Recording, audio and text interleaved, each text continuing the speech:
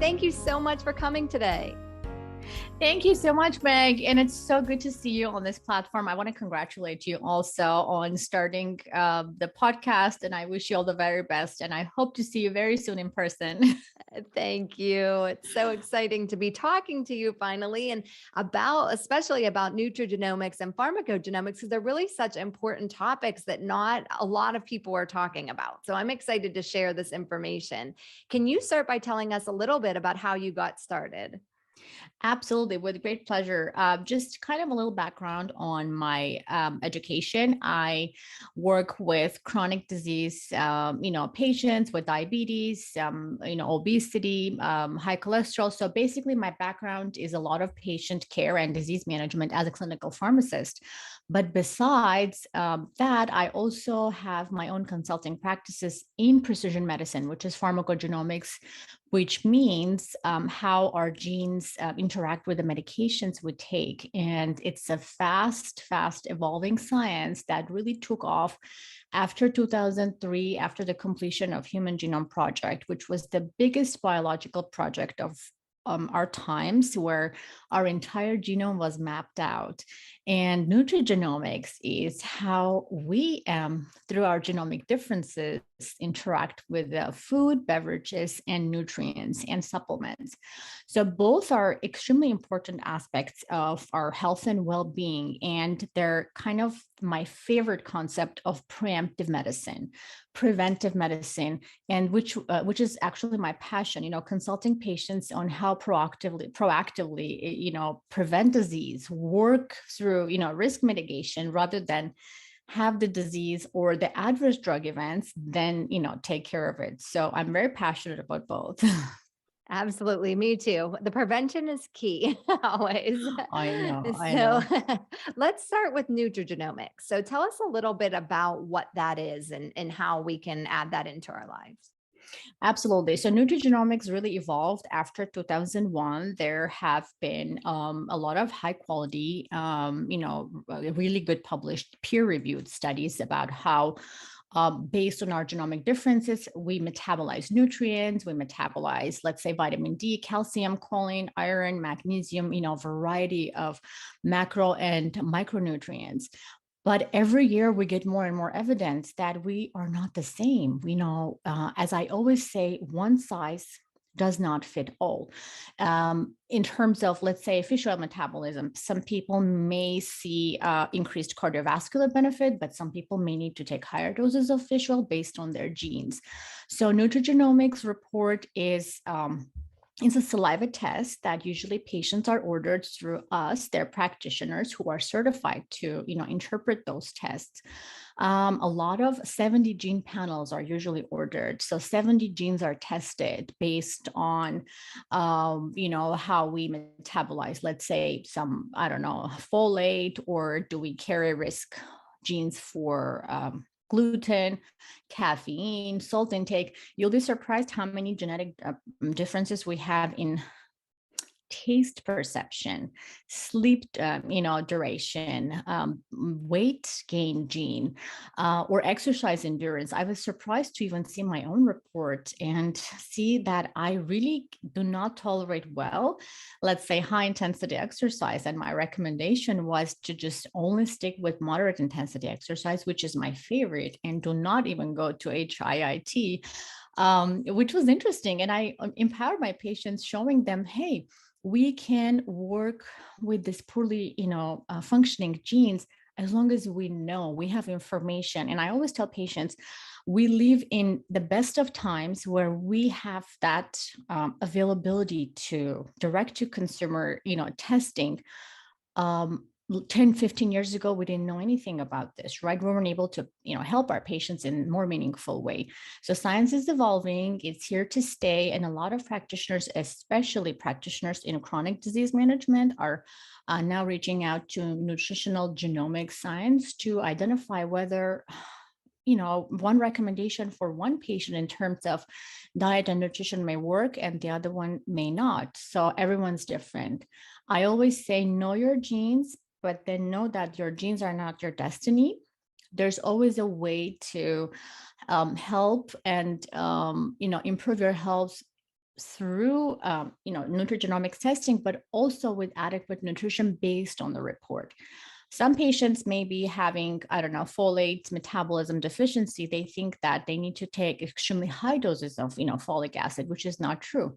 So the test actually tells you how much to take, what's the recommended dose, and what kind of food consumption to use from now on, which is very interesting because people are like, oh, now I know why I should take all these greens, right?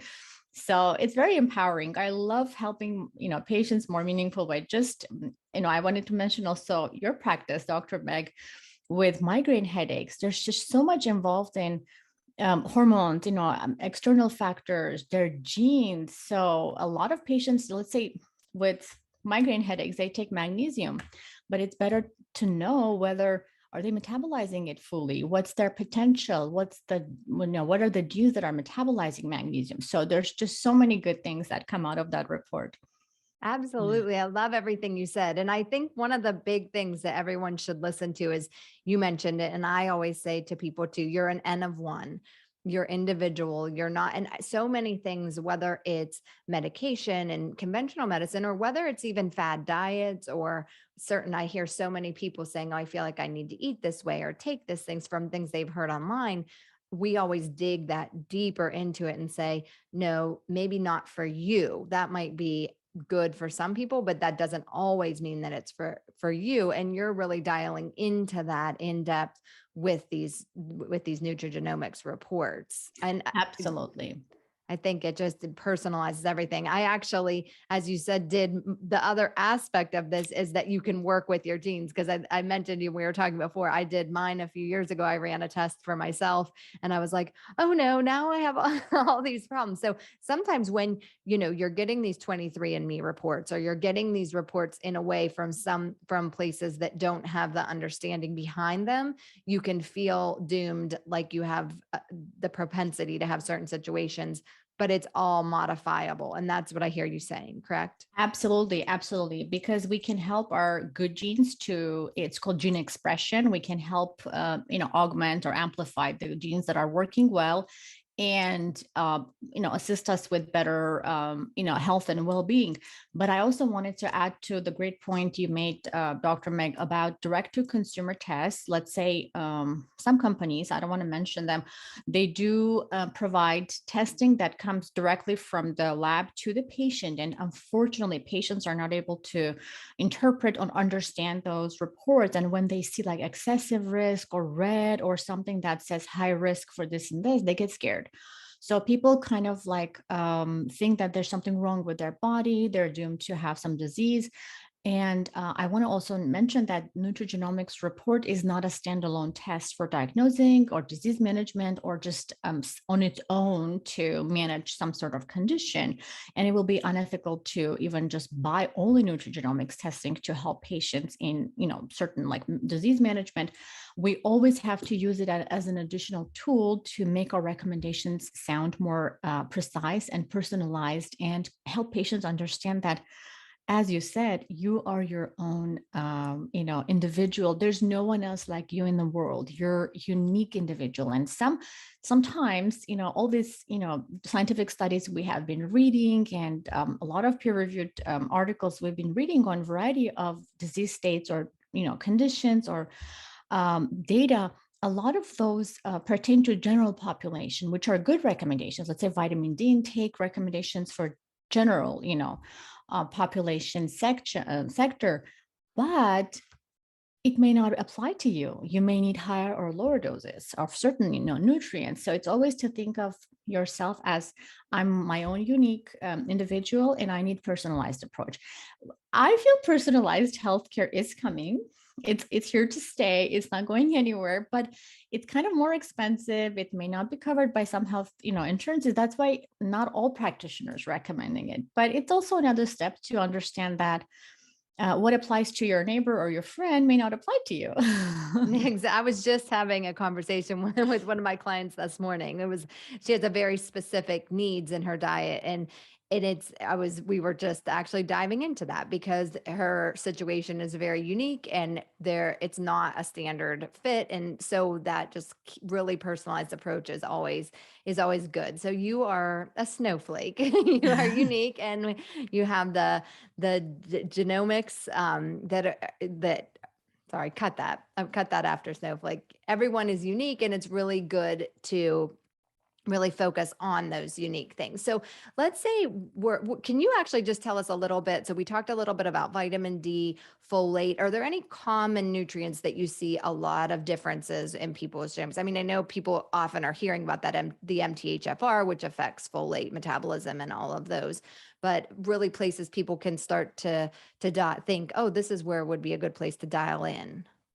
Absolutely. There's several. And as you mentioned, MTHFR is emerging evidence. There's more and more studies. We see that, coming that, oh, if you have, high homocysteine level, or if you have, like I am a carrier also of MTHFR gene variation, which I really need to, really pay good attention to the quality of the folate I take. I should not take the synthetic folic acid. I have to always go for the bioavailable folate that we all know and recommend, the L-methylfolate. But having those, or another example, before I say it, another example is caffeine, right? There's just so many controversial studies about caffeine. And I was just having my podcast recording with a nutrigenomics expert who actually does studies in this, field. And he said, okay, my report says that I'm a fast metabolizer of caffeine, which means that caffeine molecule is just quickly out of my body, and I do not get the cardiovascular, side effects of the caffeine, but I get the good side effects of the potassium, of the protective antioxidant properties. So not everyone will be harmed by caffeine, and we don't necessarily need to limit our intake to a certain degree if there is if there's no implication for it. Or some people who are slow metabolizers, they may have the caffeine in their body for a longer time, which also will show some cardiovascular, like heartbeat elevation or tachycardia, or just the post effects. So not all recommendations apply to everyone. That applies to also the very popular, lactose, gluten thing. Everyone just wants to avoid gluten at all costs, but not everyone needs to. That's why I say, if you don't need to avoid gluten, although we know that gluten is inflammatory, we don't need to consume high quantities of gluten, but not necessarily we need to entire human population should not avoid gluten, but based on it's bad for us. So knowledge is power. I always tell patients, if you know that this is good for you or bad for you, then your behavior changes. Without that, it's just an advice, right? We give to our patients, try to avoid this and that. But then you show your patient the report and say, based on your genotype, we assigned you a phenotype, which is the way you metabolize those agents. And then it comes recommendation after that saying, based on your report, we believe that it's best for you to do this. And it makes an impact. And I love it because now my words make sense and I make more impact, which is me and you and a lot of our pharmacist friends and healthcare practitioners are thriving for. We want to make bigger impact on our patients. That's the bottom line. Absolutely. Yes. And once you see the difference, it makes it so much easier. Once someone makes those changes and they're feeling better, then they're empowered, which is wonderful. So you and I are both clinical pharmacists that have clinical pharmacist background. So let's move into pharmacogenomics because we know that not all drugs are metabolized the same in everyone. And there's often this blanket approach where, this is the dose, everybody's given the same dose. And that's something actually from very early on, years and years before even the genome project and everything, I always thought, how can everyone get the same the standard dose? And so I'd like to dive in a little bit more to give people a little bit understanding about that. Absolutely. Great question, Dr. Meg. So pharmacogenomics, when we were in school, we learned a little bit about it. We knew that few medicines in our practice in, pharmacy, we needed to be careful with our patients, right? It was warfarin, it was abacavir, it was carbamazepine, but Oh, the science is evolving. There's more data coming up now that it's not only those few medicines, there's more and more medications that show actionable, drug gene implications. So once I started learning that it's not only about just a very narrow spectrum of medicines, but how much broader it gets, because now we have more data. Pharmacogenomics is scientific discipline. It's an evidence-based discipline. It's not just like a pure recommendation based on, observational studies. There's a lot of good evidence behind why we should recommend patients to modify the dose and actually undergo the testing.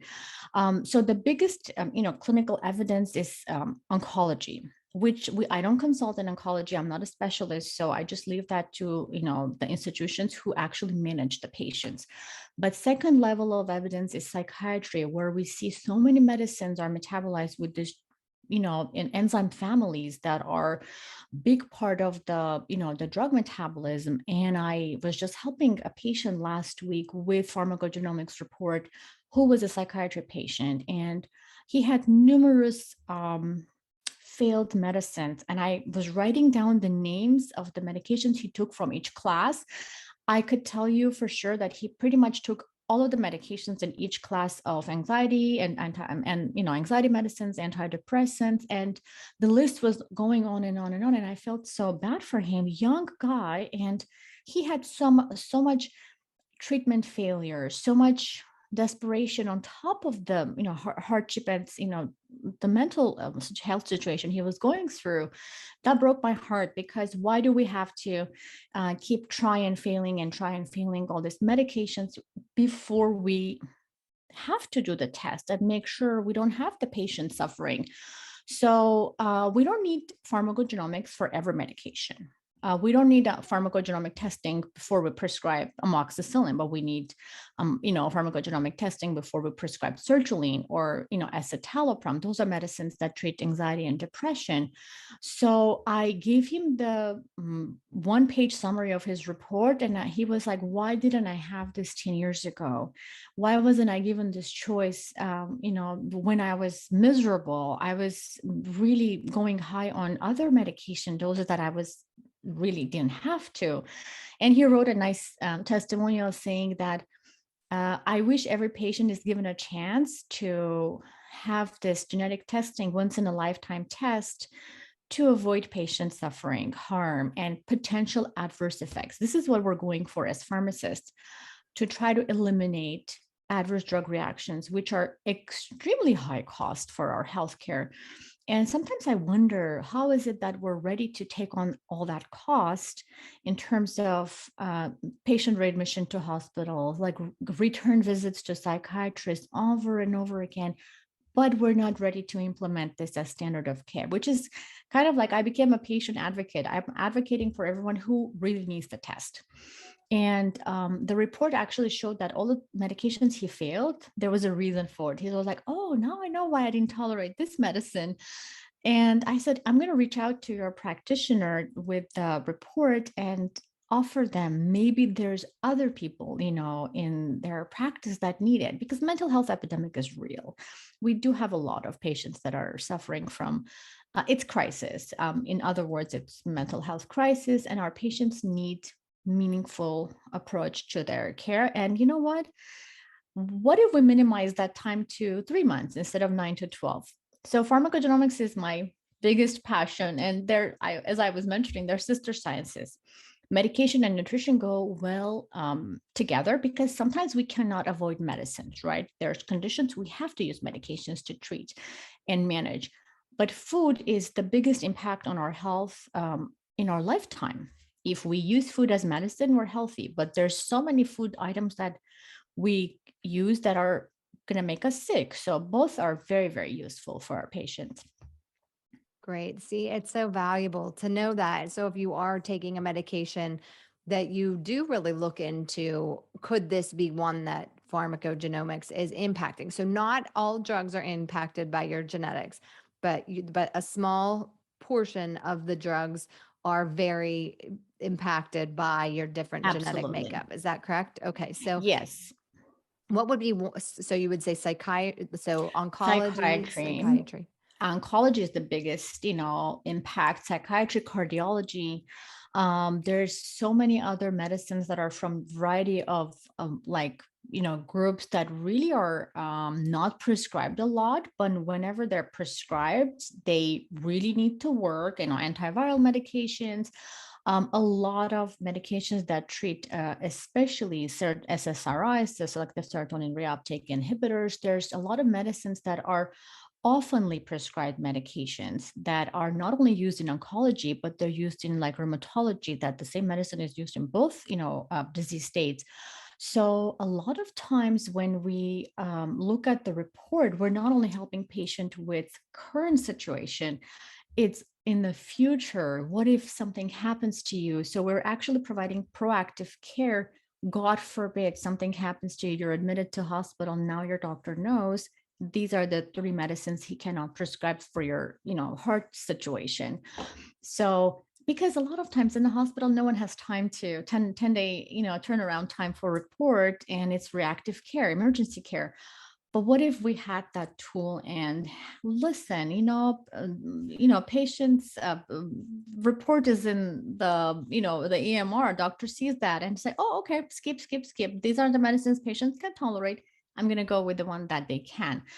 So imagine billions of dollars of healthcare cost saving and outcomes. A lot of times we don't even know what was the reason of the failure of the medication. We sometimes think that patients have like personal perceptions of the medicine is not helping me. Let's say statins, right? There's few statins that are used in high cholesterol, management, that if you're lacking that transporter that actually makes the medication work, you're only going to see the adverse effect because it stays in your blood, gives you the muscle aches or all the statin related side effects. You're thinking this was the worst medicine on earth. It's not helping me. It's only giving me side effects, but pretty much you're not able to even metabolize and see the benefit of it.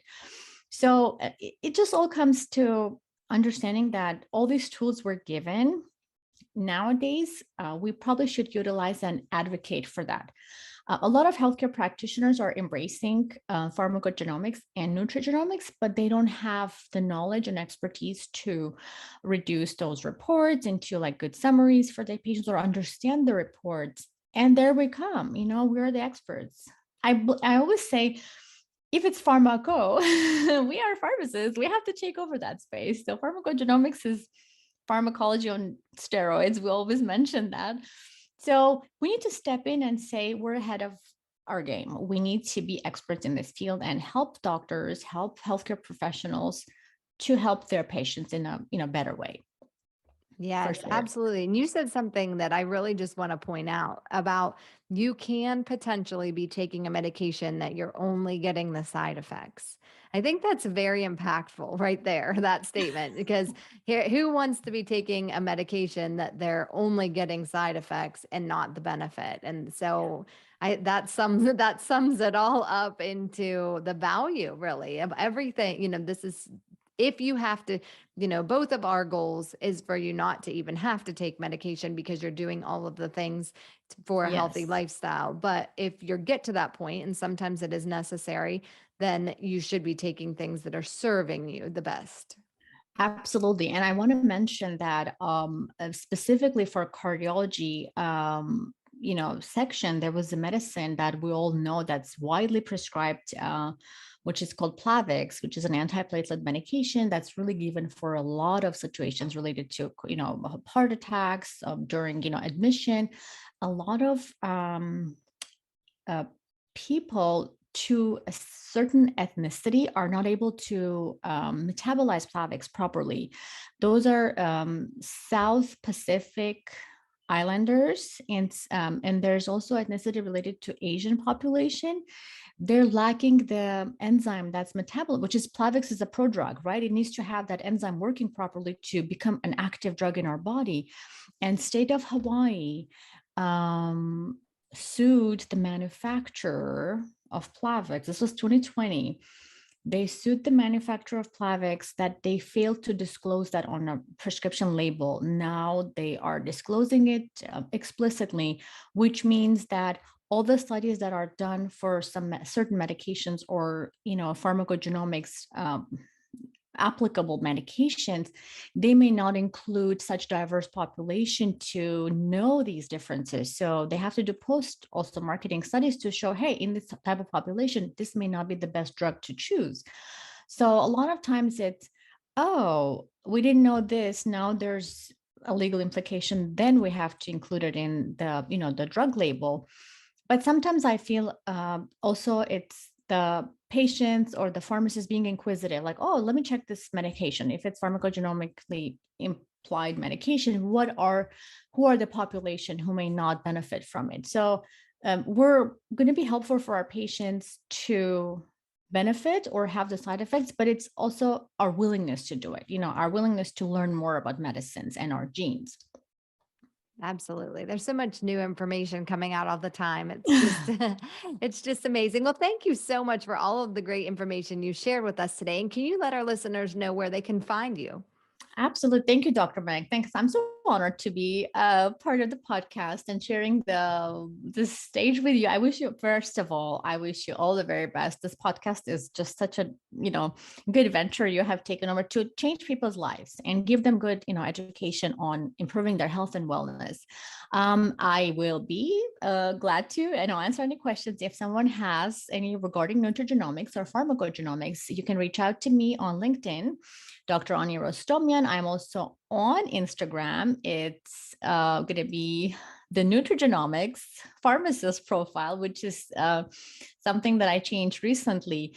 And absolutely, and I will leave my email if there's any questions. Absolutely, if you want to just anonymously send me an email, I will leave my email as well. And also, I do have a website that I quite often get emails from there too. It's dranirostomian.com. Well, thank you so much. Have a Appreciate great it. day and thank you for joining us. Thank you. Take care. Thank you.